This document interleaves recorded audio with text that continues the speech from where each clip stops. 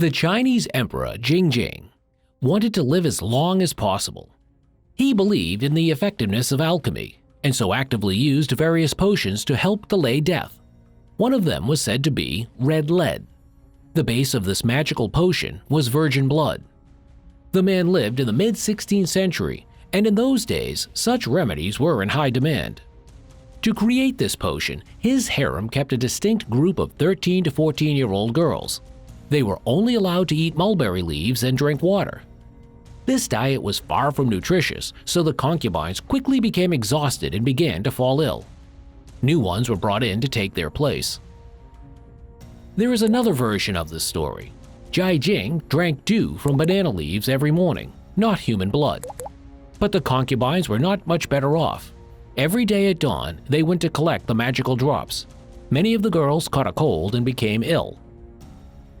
On top of that, the emperor's favorite concubine was Hu Jing, a fox spirit who had enchanted the ruler. Because of her foul scent on his body, Hu Jing lost the favor of heaven. At least that's what a group of tortured and abused concubines thought. They planned the monarch's murder and tried to strangle him. But for some unknown reason, the 10 furious girls who attacked one elderly man failed. As a result, all the conspirators, including the beloved fox, were executed by Lynching, and then their disfigured bodies were displayed publicly. It is a ruthless punishment for the worst offenses, used in China, Vietnam, and Korea. Lynching is also referred to as lingering death or death by 1,000 cuts. The latter phrase ultimately betrays the mechanism of execution. The word's origin is uncertain. It is first mentioned in a 3rd century text. It describes the difficulties of moving a horse-drawn carriage through mountainous terrain. Probably evolved into a pithy description of gruesome torture during the Liao dynasty, which ruled China from about the 9th to 11th centuries. Lynchings were used to execute the worst offenders, treason or multiple murders. A grim fate sometimes befell criminals for less. In addition, cruel emperors used lynchings to kill their enemies. The method was not only used for the prolonged physical and psychological torture of the victim, it was also a symbol of public humiliation and punishment after death. Lynchings consisted of slowly slicing a person alive. Many myths have appeared around this execution. Perhaps it's not as sinister as they say it is. The process of performing a lynching was not legally regulated or even verbally described, so each execution was different from the other. Sometimes the execution was preceded by preliminary torture. The condemned person was then tied to a wooden frame or pole, most often placed in a square or other public place. The executioners, armed with sharp knives, set to work. Their task was to cut off the flesh. Soft tissue from the smallest to the largest was severed from the living person. Contrary to one version of the name, execution by 10,000 cuts, there were few cuts. Historical records of the Yuan dynasty record a lynching incident involving hundreds of cuts. The bloodiest incident, according to legend, dates back to the Ming dynasty.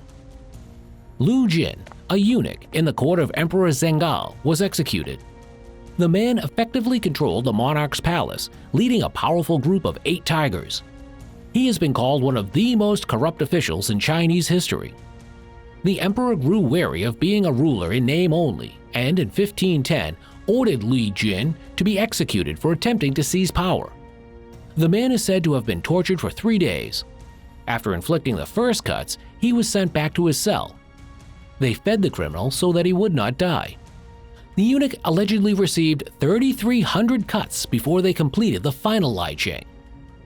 There are also wilder accounts of locals buying the flesh of the executed and eating it as a sign of their anger. They use this method of killing in part because of local beliefs. The principle of filial piety from the Confucian philosophy condemns any alteration of one's body, including tattoos or cuts. The physical state of the victim's body was directly linked to the integrity of the spirit after death. The lynching, therefore, acquired a cauldron of torment in the afterlife as well. For example, Emperor Changhua decided that it was only fair to sentence Sang Chong, who was caught and tried for raping 182 women, to lynching. The truth is that death by 1,000 cuts was most often inflicted on rebels, traitors, and the undesirable. That is to say, enemies of the emperor who encroached on his throne. But the learned official Fang Kuo was treated even worse. He refused to recognize the authority of the usurping emperor, Yongle Emperor, and refused to write a solemn speech for him. The tyrant then resorted to 9 family exterminations. This case was unique historically in its use of this punishment. Before Fang Zhuo himself was killed, he watched his family, relatives, disciples, and friends die. All were killed by Lynching. But, as has been pointed out, people tend to exaggerate. So much in the history books is an embellished reality, especially when you think of the blood of virgins and the spirit of the fox. Many European historians point out important details of the Lynching execution and the myths around it. There is evidence that wealthy relatives of the condemned man may have alleviated his fate. For a bribe, the executioner could immediately inflict the death blow, and all subsequent manipulation of the body was more of a show for the public. In any case, the Lynching process over a man in consciousness could not have lasted too long. After a few severe cuts, the condemned person would either lose consciousness or, due to the shock, be unaware of what was happening. The Australian traveler George Ernest Morrison claimed to have seen one such execution with his own eyes in 1895. He wrote that all the mutilations were inflicted on the criminal, not before death, but afterward. And only afterward was his body put on public display. Furthermore, the suffering of some of the victims was allegedly relieved by using opium. Other sources report that the Chinese were drugged before the execution. Large doses of opium were also allegedly given to them during lynchings, thus dulling the pain and hastening the demise. Death by 10,000 cuts has been used in China. Although no less brutal methods of torture were used alongside the practice of lynching, relatively few people fell victim to this particular type of execution. For example, Emperor Cao Yang used lynching 6 times. The famous Chinese warlord An Lushan used lynchings once, while he organized a rebellion that caused the death of 36 million people in China. At the time, that was 1/6 of the world's population. Throughout much of history, attempts have been made to ban the lynching mob. At certain times in history, it succeeded. However, it wasn't until 1905 that the tradition was officially and finally eradicated. The reformer, Shen Jiaben, succeeded in abolishing the brutal execution after another revision of the Great Qing Legal Code. One of the reasons for the abolition of the lynching was the photographs of the execution taken by French soldiers. During 1904 to 1905, gruesome pictures from Wild China stirred the civilized West 3 times. In fact, European countries themselves were only beginning to remove such torture from their legal codes. In Britain, for example, hanging, thrashing, and quartering were abolished in 1866.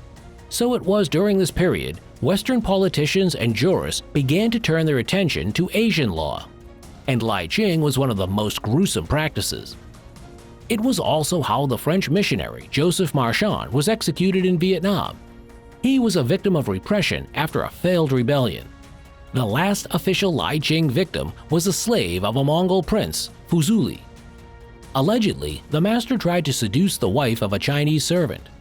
The latter defended his woman's honor, for which he was sentenced to death by 1,000 cuts. They carried out the prince's order on April 10, 1905. They officially banned the lynchings 2 weeks later. It is believed that it was Fujuri's torture that the French photographed. And then, under pressure from the West, the practice was outlawed. Since then, no evidence of the use of slow death has been recorded in China. Nevertheless, earlier photographs of the execution formed the basis of a new round of mystification surrounding the subject. The use of the forbidden method of torture is mentioned in later publications. For example, in the work of the traveler and Orientalist George Nicholas de Roche. A man describes the death of Chinese Governor Yang Xing-sin, who was assassinated by the bodyguard of Foreign Minister Fan Yo-han. The incident took place in July 1928. According to Roerich, Fang was first forced to watch the torture of his daughter, who was executed by lynching. Then the same fate befell the politician himself. But the Russian traveler did not see the incident with his own eyes. Moreover, he was already in India on the day of the execution. Stories about the use of death by 1,000 cuts in 1927 are recalled in various sources. Chinese Communist Party insurgents allegedly used the practice. Modern historians believe it may have been part of anti-communist propaganda. Lynching is mentioned in many novels. For example, images taken in 1905 appear in Thomas Harris's famous book Hannibal. They could not avoid the theme of the gruesome execution in the cinema. It's featured not only in Chinese films, but also in internationally acclaimed TV series. These include The 100, Netflix Jessica Jones, and even Orange is the New Black. The avant-garde music group Naked City has dedicated their fourth studio album, Lingchi, to the theme of lynching. The entire album is a continuous half-hour track that represents the victim's torment. The mega-popular singer Taylor Swift's seventh album features death by 1,000 cuts.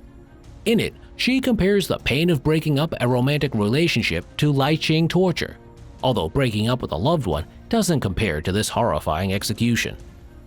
Do you think the singer has seen pictures of what she was singing about? Or maybe she should watch this video too, so she doesn't throw around weird metaphors.